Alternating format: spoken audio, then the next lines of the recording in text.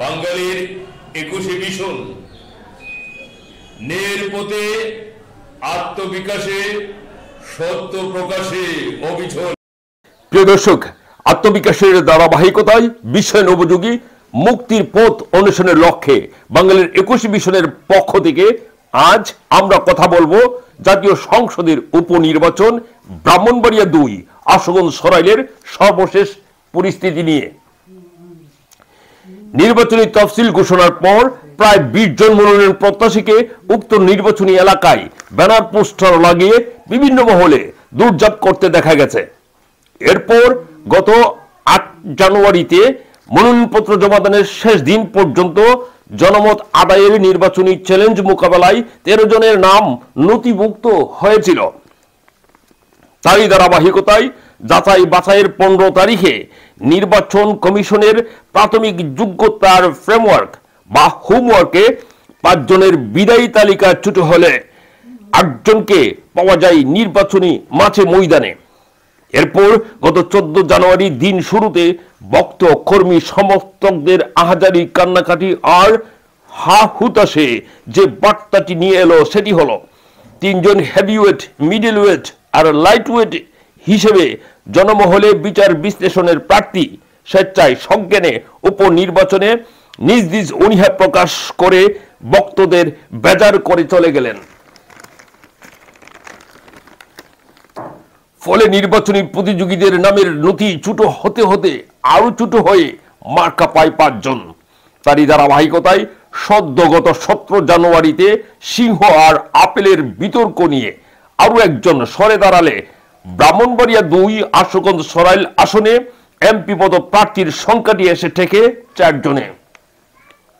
আমাদের এবারের মিশন জীবিত এই 4 বীর যোদ্ধাকে নিয়ে, যারা জনসেবার মহৎ মহান ব্রত নিয়ে জনতার আদালতে জনপ্রিয়তা অর্জনের যুদ্ধে রত রয়েছেন।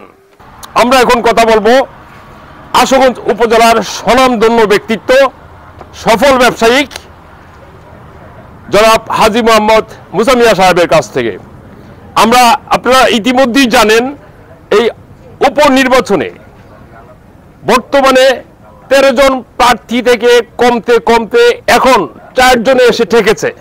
সেই 4 জন হলো মোটর গাড়ি প্রতীকের আবু আসিফ আহমেদ এবং লাঙ্গল প্রতীকের আব্দুল হামিদ ভাসানী এবং গোলাপ ফুল প্রতীকের জহুরুল ইসলাম জুয়েল এবং ডাব প্রতীকের উকিল আব্দুল সাত্তার। সার্বিকভাবে এই মাঠে নির্বাচন কেমন হতে যাচ্ছে, কেমন প্রত্যাশা করছেন আমাদের অভিভাবক সমাজ, আমাদের এই বিবেকবান সমাজ কেমন প্রত্যাশা করছেন এই নির্বাচনটিকে, যে নির্বাচনটি জাতীয় সম্পদ ব্যয়ে অনুষ্ঠিত হবে, একজন যোগ্য নেতৃত্বের সন্ধানে, উন্নয়নের একজন কাণ্ডারির সন্ধানে, সেই বিষয়ে আমরা জানব হাজী মোহাম্মদ মুসা মিয়া সাহেবের কাছ থেকে। যে বিষয়টা আপনারা জানতে চাইছেন, সেই বিষয়টার পরিপ্রেক্ষিতে ব্রাহ্মণবাড়িয়া সরাইল আশুগঞ্জ 2 আসনের যে নির্বাচনটা উপনির্বাচন, সেই হিসেবে আমরা নিজেরাও কিছু কথাবার্তা বলছি বিভিন্ন জায়গাতে, সত্তার সাহেবের এলাকাতে, আমার নিজস্ব এলাকায় এবং আর যে ইয়েতে রাঙ্গুমারা প্রতীক ওনার এলাকাতে আমরাও কিছু যাচাই বাছাই করছি। মানুষ এটা 2বার মন্ত্রী হিসেবে সত্তার সাহেব, একবার চাইছে ভোট, আবু আসিফ উপজেলা চেয়ারম্যান ছিল। তো আমরা মাঠে পরিদর্শন করাকালীন মাঠে যখন আমরা গেছি, যাওয়ার সময় রাস্তাতে অনেক লোকজনকে জিজ্ঞাসাবাদ করলে যারা নাকি সচেতন ভোটার, তারা 2বার 3বার নির্বাচন হয়েছে, মন্ত্রী হয়েছে, সেগুলি তারা চিন্তা করে নাই। তাদের চিন্তা রইল যে আমরা একটা ভালো মানুষ চাই। ভালো মানুষ হিসাবে ওনার বাপের আমল থেকে, ওনার বাপও 2বার প্রেসিডেন্ট ছিল, ওই সময় থেকেই ওনার ছেলেপেলে যারা এই বাড়িতে আছে তারা অত্যন্ত ভালো মানুষ, আর ভোটাররা একটা ভালো মানুষ চায়। এই হিসেবে আমাদের জরিপে আসে ইনশাআল্লাহ আবু আসিফ অনেক ভোটে সে পাশ করবে। তারা সত্তার সাহেবের এলাকার গেছি, সত্তার সাহেবের এলাকার মানুষই কোনোদিন দেখে নাই এবং তাকে পছন্দ করলে আমি কথা বলি না, পছন্দ না করলে তুই 5 জনও করে 500 মানুষ নাও করতে পারে, তো পছন্দ একজন লোক করে, আমি সেই জন্য বিতর্ক করতে যাই না।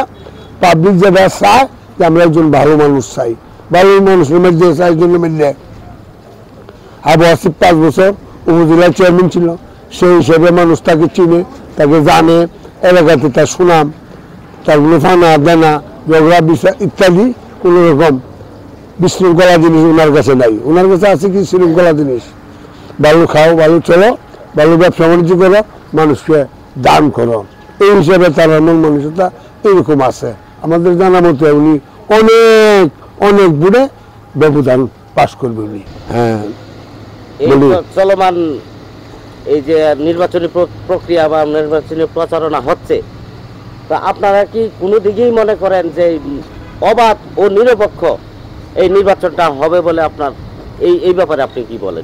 এই ব্যাপারটা আমরা যতটুকু মানুষের কাছে শুনছি এবং জানছি, বর্তমান যে সরকার, বর্তমান সরকারের প্রধানমন্ত্রী শেখ হাসিনা চাচ্ছে যে ফেয়ার ভাবে ইলেকশন যার ভোটটা সে জন্য দিতে পারে, এরকম চিন্তাধারা হইতেছে এবং কথাবার্তা মানুষ বলছে। মানুষের কথাটা আর কি, আমাদের কথা না, আমরা তো আর নিজেরা মেশিন না। তারা যেভাবে বর্তমান সরকার চাচ্ছে এই আসনটা ফেয়ার ভাবে ইলেকশন করার জন্য যার ভোটটা সেই জন্য দিতে পারে, সেই পরিবেশ করে দেবে, এটুকু আমরা জানছি এবং শুনছি এবং এলাকাতেও দেখছি।